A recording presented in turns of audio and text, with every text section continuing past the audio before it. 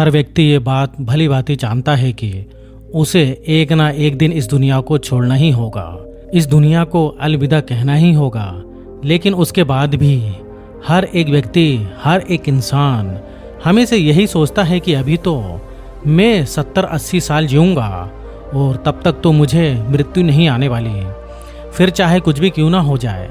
यदि आप महात्मा बुद्ध के विश्वासी हैं तो इन दिव्य उपदेशों को ध्यान से सुने। इस वीडियो को पूरा अंत तक जरूर देखें, वरना बाद में बहुत पछताना पड़ेगा। अपने कीमती समय को फालतू के शॉर्ट्स वीडियो की जगह यहाँ लगाएं, कुछ नया सीखने को मिलेगा। हम में से अधिकांश लोग इसी सोच के साथ अपना पूरा जीवन जीते हैं, लेकिन इसके पीछे जो वास्तविकता है उस पर आपका ध्यान कभी नहीं जाता। भले ही आप यह मानते हों कि आप कम से कम 70-80 साल जिएंगे ही, लेकिन वास्तविक तौर से देखा जाए तो हम में से हर एक व्यक्ति, हर एक सांसें जो गिन रहा है, जो ले रहा है, ये खत्म होती जा रही है। और कब ये खत्म हो जाएंगी ये किसी को भी नहीं पता। कब कौन सी सांस हमारी आखिरी सांस बन जाए ये हम में से कोई नहीं जानता। हम मनुष्य जब से जन्म लेते हैं तब से पल पल मरते ही रहते हैं, लेकिन हम इस बात से बेफिक्र होकर अपने जीवन में मगन रहते हैं और हम इस चीज़ की अनुभूति भी कभी नहीं कर पाते। और इसका एकमात्र कारण है हमारी संवेदना के स्तर से हमारा शरीर, हमारा दिमाग बहुत नीचे होता है। और जिस दिन हमारी संवेदना का स्तर ऊपर उठ जाएगा उस दिन हमें इस एहसास कर पाएंगे और इसकी अनुभूति भी हमें अवश्य होगी। हम किस तरह से एक एक पल, एक एक दिन मरते जा रहे हैं। आज की जो कहानी मैं आपको सुनाने वाला हूँ, इस कहानी में एक ऐसा प्रश्न है जिसका जवाब आप भी जानना चाहते हैं। आपके मन में भी ये सवाल अवश्य उठा होगा, लेकिन अब तक आपको इसका जवाब नहीं मिल पाया होगा। बहुत समय पहले की बात है। किसी नगरी में दो जुड़वा भाई रहते थे। दोनों जुड़वा भाई आपस में बहुत प्रेम करते थे। उनके बीच का जो संबंध था बहुत ही मजबूत था। दोनों एक दूसरे की कदर करते थे, दोनों एक दूसरे का सम्मान किया करते थे। उनमें से एक जो बड़ा भाई था वह तो बहुत ही कामयाब इंसान था, अर्थात उसके पास सब कुछ था जो वह चाहता था, धन दौलत वैभव सारी सुख सुविधाएं।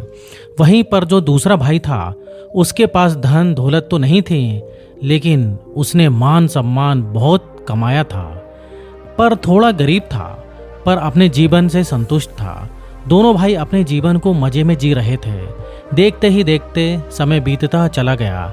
समय के साथ साथ वह दोनों अब बूढ़े हो चले थे। अब उनके पास अपने पूरे जीवन का केवल कुछ समय ही शेष बचा हुआ था। और यह ऐसा समय था जब दोनों भाइयों की परिस्थितियां लगभग एक जैसी थीं। जिसने बहुत अधिक धन कमाया था उसने भी अपना जीवन जैसे तैसे ही काटा, और जिसने मान प्रतिष्ठा कमाई थी, जिसके पास उतना धन नहीं था, उसका भी जीवन जैसे तैसे ही कट रहा था। तब उन्हें यह एहसास होने लगा कि हमने अपने जीवन में जो कुछ भी हासिल किया है उसका क्या अर्थ हुआ। वे दोनों यह सोच रहे थे कि हमने जीवन भर इतनी मेहनत की, इतना कुछ अपने लिए कमाया, लेकिन ये सब कुछ व्यर्थ ही रह गया। जिस कारण वे लोग बहुत परेशान रहने लगे थे और अपने जीवन की इस यात्रा को खत्म करने से पहले वे अपने सभी सवालों के जवाब जानना चाहते थे। एक दिन बड़े भाई के एक मित्र ने जब अपने मित्र को बहुत उदास देखा तो उसने उसकी उदासी का कारण पूछा। तब उसने अपनी सारी आपबीती अपने मित्र को बता दी। इस पर बड़े भाई का मित्र कहता है, यहाँ पास ही में एक बौद्ध भिक्षु रहते हैं, उनके आश्रम में भीड़ लगी रहती है, वे सभी के हर सवालों का जवाब देते हैं, तो वहां पर चले जाओ। तुम्हारे जो भी प्रश्न सवाल हैं वो उसका उत्तर तुम्हें अवश्य देंगे। वह बहुत ज्ञानी हैं, उनकी ख्याति दूर दूर तक फैली हुई है। दूर दूर से लोग अपने सवालों के जवाब जानने के लिए उनके पास आते हैं। तुम भी वहां जाकर अवश्य एक बार अपने सवाल पूछकर देखो, मुझे यकीन है तुम्हें तुम्हारे सवालों का जवाब वहीं पर मिलेगा। वे दोनों भाई उस बौद्ध भिक्षु के पास पहुंच जाते हैं और अपने सवालों के जवाब जानने के लिए बहुत उत्सुक होते हैं। जब वहां पर गए तो उन्होंने देखा कि वह बौद्ध भिक्षु ध्यान में लीन थे। दोनों ने खड़े होकर वहीं पर इंतजार करना उचित समझा।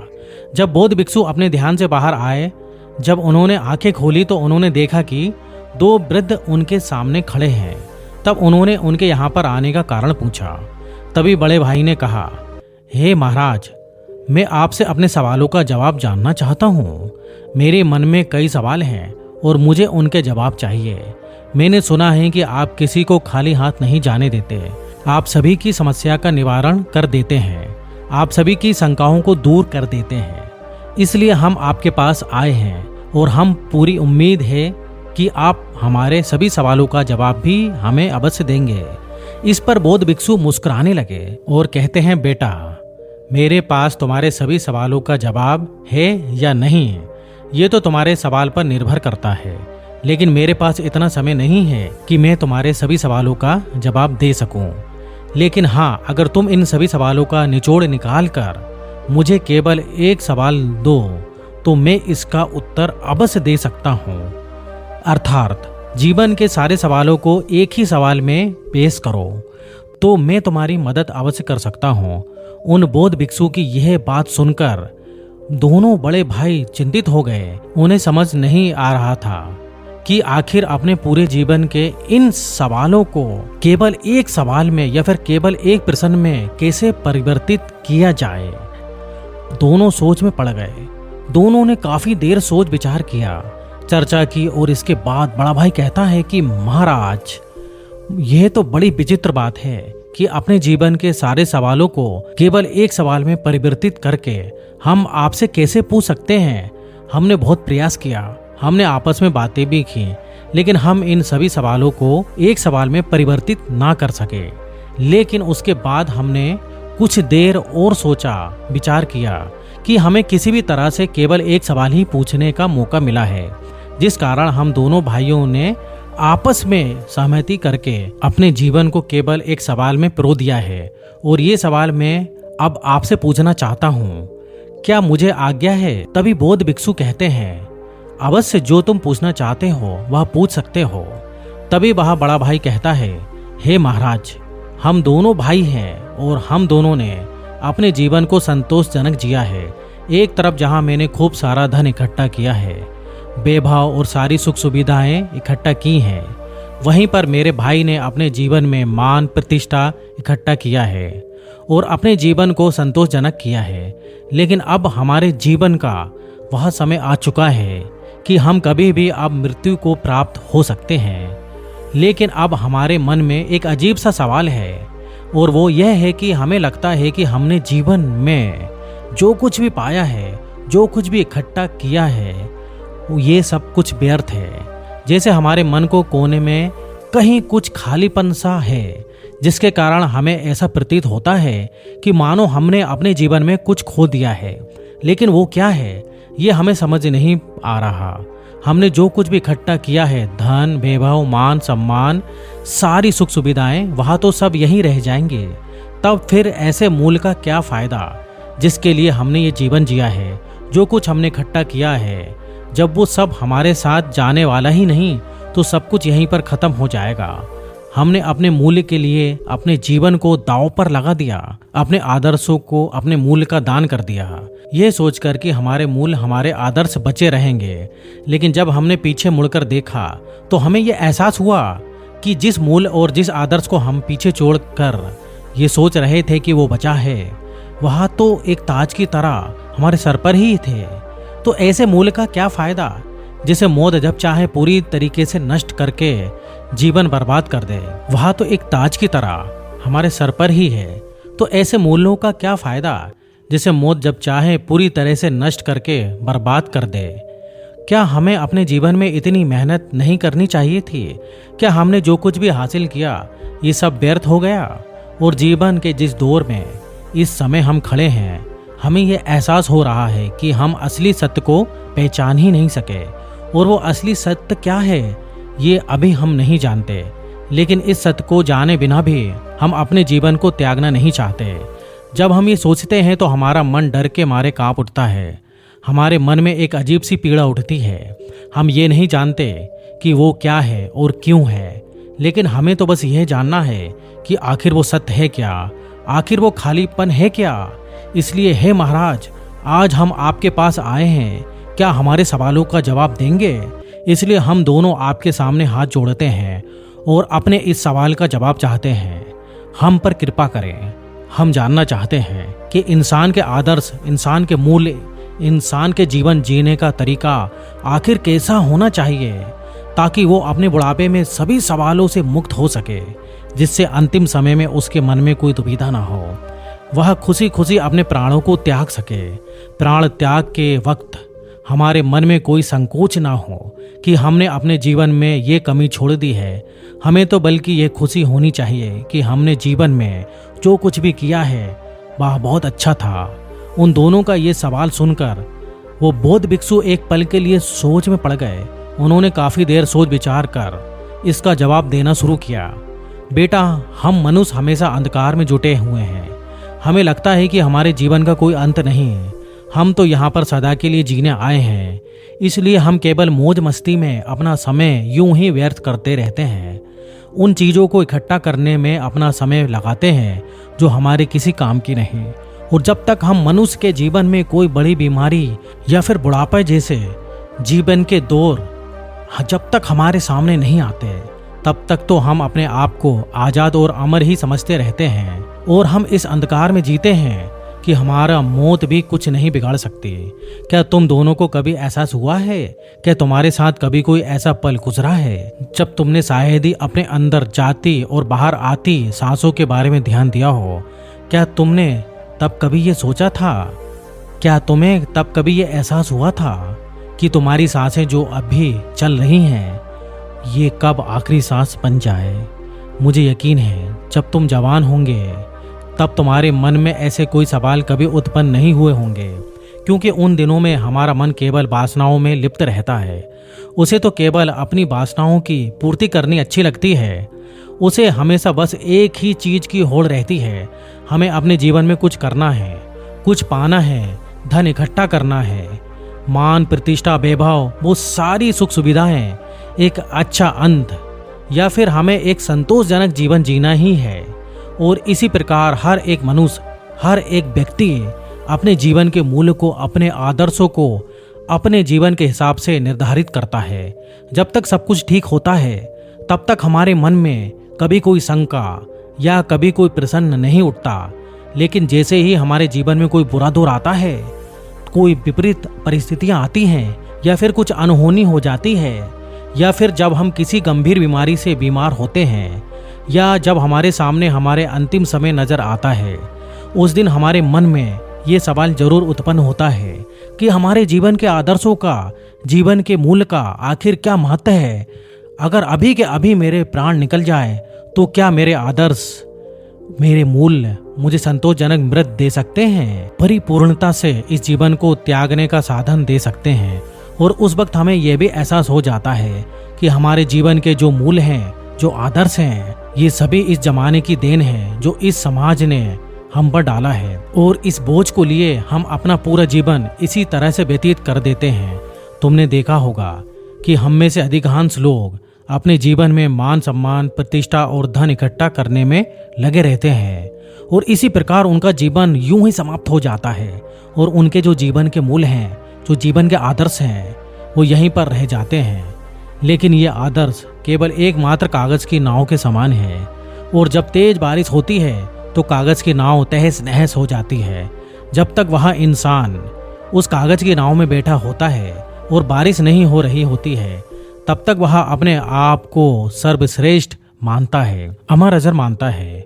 वो सोचता है कि मौत भी मेरा कुछ नहीं बिगाड़ सकती। लेकिन जब उसे इस बात का एहसास होता है कि मैंने व्यर्थ की चीज़ों को इकट्ठा करने में अपना पूरा समय गवा दिया है, अपना पूरा जीवन व्यर्थ कर दिया है, तब तक बहुत देर हो जाती है। तब उसे ये समझ में आ जाता है कि जो आदर्शों के, जिन मूल्यों के पीछे मैं भाग रहा था, वह तो एक कंकड़ पत्थर की भांति है। और आखिर समय में उसे ये भी एहसास हो जाता है कि उसने अपने जीवन में कुछ भी हासिल नहीं किया। लेकिन तब तक समय बीत चुका होता है और हम मनुष्य के हाथों में उस समय कोई समय नहीं बचा होता है, क्योंकि मृत्यु दरवाजे पर दस्तक दे रही होती है। और यही विचार इंसान के मन में पीड़ा उत्पन्न करता है, और तब उस व्यक्ति के मन में एक असंतोष की भावना उत्पन्न होती है। उसे लगता है कि उसने अपने जीवन में कुछ भी नहीं किया, जिस कारण उसके मन में एक अधूरापन सा रह जाता है, एक खालीपन सा, जिसके कारण मनुष्य कभी भी परिपूर्णता से मृत्यु को प्राप्त नहीं कर पाता, खुशी खुशी मृत्यु को गले नहीं लगा पाता। लेकिन असली सवाल तो ये है कि क्या सचमुच मौत को खुशी खुशी गले लगाया जा सकता है? क्या वास्तविकता में परिपूर्णता के साथ, संतोष के साथ मृत्यु को प्राप्त किया जा सकता है? और अगर आपको इस सवाल का सटीक जवाब मिल जाए तो आपको आपके जीवन की राह मिल जाती है, क्योंकि मृत्यु ही जीवन का दूसरा पहलू है जो आपको जीना सिखाती है, हमें जीवन जीने का मार्ग दिखाती है। जरा एक पल के लिए ये सोचकर देखो कि तुम अभी जिंदा हो, लेकिन तुम्हारी सांसें जो चल रही हैं वह तुम्हारी आखिरी सांस बन जाए तो उस अंतिम क्षण में तुम्हें किस बात का पछतावा होगा? एक पल के लिए क्या सोचकर देखो। हो सकता है कि तुम्हारे मन में ये तकलीफें हों कि मैंने उस कार्य को अभी तक पूरा नहीं किया, मैं अभी तक अपने लक्ष्य तक नहीं पहुंच पाया, मैंने किसी से वादा किया था कि मैं ऐसा करके दिखाऊंगा, लेकिन मैं अभी तक उसे पूरा नहीं कर सका। ऐसे कई सवाल आपके मन में उठने लगेंगे और यही सवाल, यही पीड़ा हमें दीमक की तरह खाती चली जाती है। और यदि तुमने अपने किसी कार्य को या किसी लक्ष्य को जो आपने निर्धारित किया था उसे पूरा कर भी लिया है, तब भी आपके मन में हमेशा एक सवाल तो शेष बचा ही रहेगा, और वह यह है कि जो लक्ष्य मैंने निर्धारित किया था वह तो केवल एक मिथ्या था, वह कोई भी वास्तविकता नहीं थी, वो परमानेंट नहीं था। इसलिए वही कार्य, वही लक्ष्य तुम्हारे मन को पीड़ा पहुंचाता है। और तब हमारे मन में एक और सवाल उठता है कि हमने अपनी अज्ञानता के कारण अपने जीवन में एक गलत लक्ष्य चुन लिया है और उसे पाने के लिए पूरी ताकत लगा दी, अपना पूरा जीवन लगा दिया। और जब तुम्हें यह पता चला कि वह लक्ष्य तो मिल गया लेकिन वह लक्ष्य तो झूठा था, तब उस वक्त मन में जो पीड़ा उठती है वह असहनीय होती है। एक बार के लिए यह भी सोचकर देखो कि तुमने अपने जीवन में कोई लक्ष्य निर्धारित किया था और उस लक्ष्य के लिए उस मार्ग पर चलते चले जा रहे हो, और तभी तुम्हें यह पता चलता है जिस लक्ष्य का तुम पीछा कर रहे थे, जिस लक्ष्य को तुम पा रहे थे, वह लक्ष्य तो दूसरी दिशा में रह गया। जब तुम अपने जीवन के दूसरे छोर पर पहुंच जाते हो तब तुम्हें एहसास होता है कि जिस लक्ष्य को हम पाना चाहते थे वह तो जीवन के दूसरे छोर पर है और तुमने ही उस पर कभी ध्यान नहीं दिया, आंखें खोलकर उसे कभी देखा ही नहीं। तुम तो बस इस अंधकार में थे कि मुझे अपना लक्ष्य पाना है, इसलिए अपनी आंखें बंद करके तुम अपनी दिशा में बढ़ते चले जाओ, वहां मुझे मेरा लक्ष्य अवसर मिल जाएगा। लेकिन आप ये भूल गए कि ये तो जीवन है और जीवन तो हर कोई जीता है, यहाँ तक कि जानवर भी जीते हैं। खाना पीना तो जानवर भी खाते हैं, एक जानवर भी मेहनत करता है, अपने परिवार का पालन पोषण करता है और वह भी अपनी प्रतिष्ठा कायम रखता है। लेकिन सबसे बड़ा सवाल यहाँ पर यह भी है कि एक जानवर और इंसान के लक्ष्य में क्या फर्क होता है। जानवर का लक्ष्य सीमित होता है, उसे तो बस इतना ही चाहिए कि वो जो पेट भर के खाना मिल जाए और मैं आराम से अपने जीवन को जी सकूं। इसके अलावा उसे अपना परिवार बसाना अच्छा लगता है और यही उसके जीवन का लक्ष्य होता है। वहीं पर एक इंसान ये सोचता है कि वह धन संपदा इकट्ठी कर ले, मान सम्मान प्रतिष्ठा, एक अच्छा घर, इससे ज्यादा और कुछ नहीं। यही उनका एकमात्र लक्ष्य होता है और अगर इससे ज्यादा कुछ और करना है तो समाज में मान प्रतिष्ठा भी बढ़ानी है, इससे मेरा जीवन परिपूर्ण हो जाएगा। लेकिन क्या आपने एक जानवर और इंसान के बीच के लक्ष्य की समानता देखी है? दोनों का लक्ष्य लगभग एक जैसा ही होता है। उन्हें भी मेहनत करके अपने परिवार का पालन पोषण करना है, पेट भर के खाना है, और इधर हर एक व्यक्ति को मान सम्मान प्रतिष्ठा, अपना परिवार और धन इकट्ठा करना है। तो जब दोनों के लक्ष्य लगभग एक जैसे ही हैं और दोनों का जीवन लगभग एक जैसा ही है, तो फिर हम इंसानों को ये अहंकार क्यों है कि हम एक इंसान हैं? हम क्यों भला अपने आप को उस जानवर से ऊपर समझते हैं? आखिर वही जीवन हम भी जी रहे हैं और वह जानवर भी जी रहा है, तो फिर दोनों में फर्क क्या है? तो यहाँ पर इसका जवाब भी बड़ा सीधा और सरल है। एक इंसान के पास उसकी चेतना होती है, जिसकी चेतना ऊपर उठ चुकी होती है, उसे इस बात का भली भांति एहसास होता है कि एक इंसान के पास चेतना का फर्क है। जानवरों में चेतना नहीं होती है, लेकिन दूसरी तरफ इंसानों की चेतना ऊपर होती है और इसी चेतना का इस्तेमाल करके यदि आप चाहें तो परमात्मा को भी हासिल कर सकते हैं। लेकिन हम मनुष्य तो केवल इस समाज के हिसाब से चलते हैं। अपनी चेतना का इस्तेमाल केवल धन संपदा, मान, प्रतिष्ठा और समाज में अच्छा बना रहने के लिए इस चेतना का छोटी छोटी चीज़ों के लिए इस्तेमाल करते हैं। किंतु यदि हम चाहें तो अपने इस चेतना का इस्तेमाल करके हम जीवन को परमानंद की तरफ ले जा सकते हैं, जिसे हमें जीवन का आनंद भी आएगा, उस परमात्मा का ज्ञान भी पा सकते हैं। लेकिन यह चेतना हम समय के साथ धीरे धीरे बर्बाद कर देते हैं। हमें इसका कोई एहसास नहीं रह जाता। इसलिए जब जीवन का अंतिम समय आता है तो हमारे मन में एक पीड़ा उठती है, हमारे मन में एक तकलीफ रहती है और वही हमें ये एहसास भी कराती है कि जो कुछ भी हमने अपने जीवन में हासिल किया है कुछ कंकड़ पत्थर के समान है।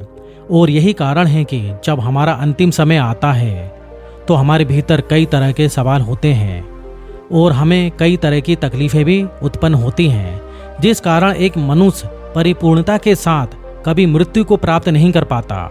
और तब समाज के वही सारे मूल्य, सारे आदर्श हम पर बोझ बनकर रह जाते हैं।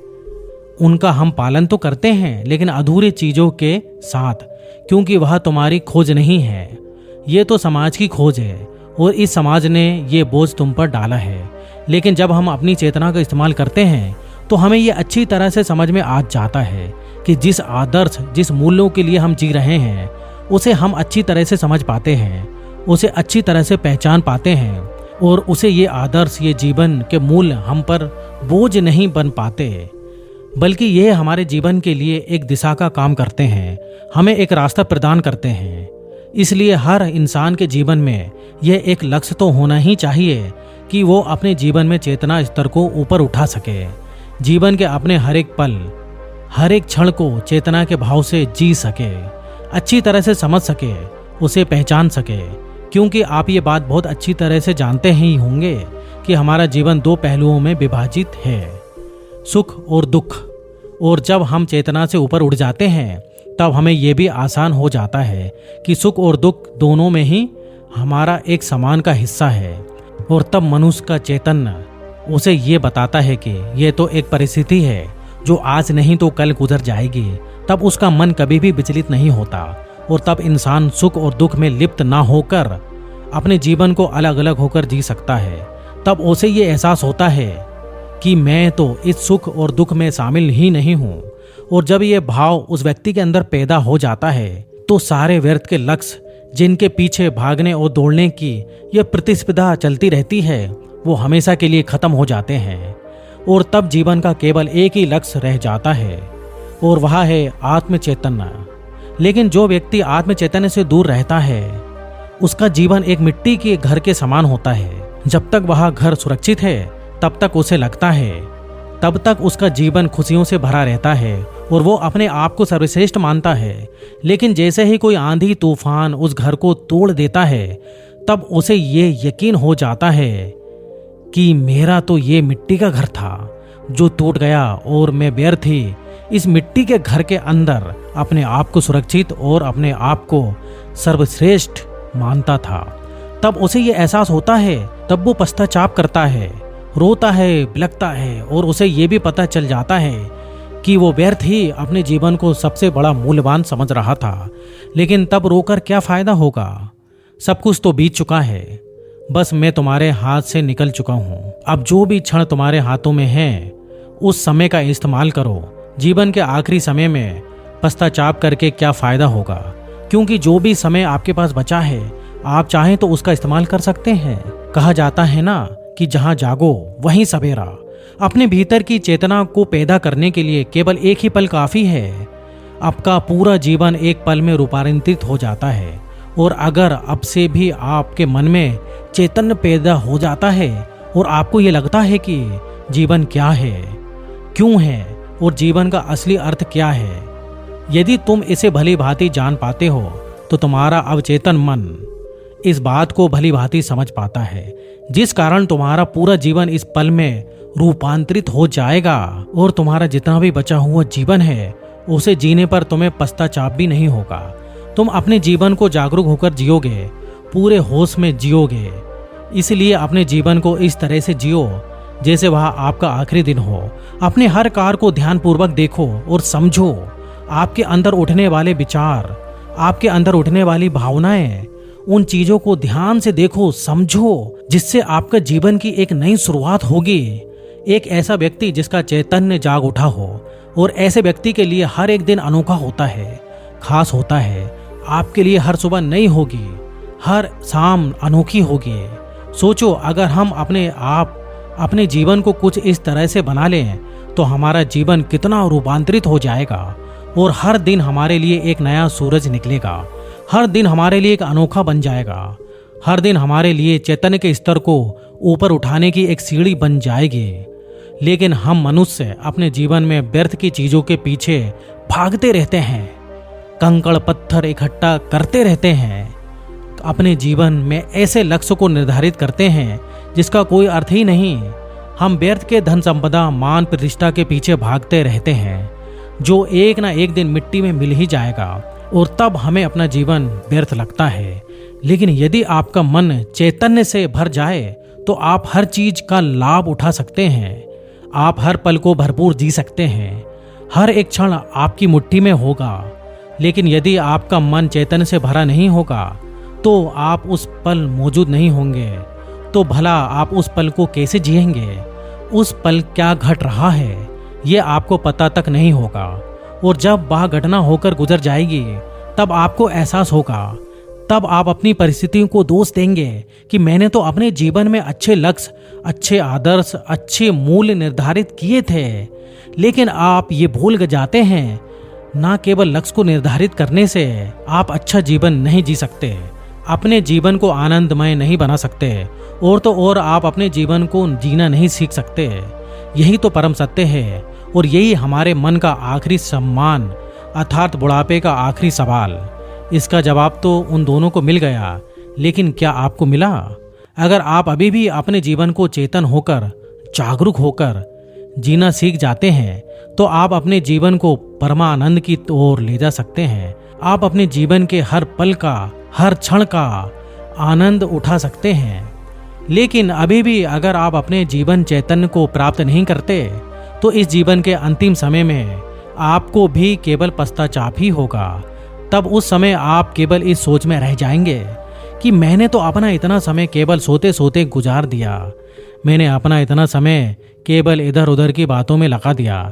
इसी प्रकार के कई सवाल आपके मन में उठने लगेंगे, और तब आपके हाथ केवल पश्चाताप ही रहेगा, क्योंकि आपका वह समय तो बीत चुका है और अब आप उस समय को वापस नहीं पा सकते। जब वह पल आपके हाथों से निकल चुका होगा तब आपको इसकी असली अहमियत समझ आएगी, और तब आप केवल यही सोच रहे होंगे कि अब तो केवल मेरे पास कुछ ही क्षण बचे हैं। तब आप केवल रोते बिलखते रह जाएंगे, लेकिन आपके हाथ कुछ नहीं आने वाला। इसलिए आज से और अभी से अपने जीवन को जागरूक होकर जीना सीखो। हर पल, हर क्षण को खुशी से ऐसे जियो मानो कि ये समय आपका आखिरी समय है। यदि आपका आखिरी दिन है, ये पल आपका आखिरी पल है, जिसे आपके लिए हर एक पल नया होगा, खास होगा और आप ही का होगा। उम्मीद है आप सभी को ये वीडियो अच्छी लगी होगी। अगर आप बुद्ध के सच्चे विश्वासी हैं तो चैनल को सब्सक्राइब, वीडियो को लाइक करके कमेंट में नमो बुद्धाय जरूर लिख देना। फिर मिलते हैं अगले वीडियो में, जब तक के लिए धन्यवाद।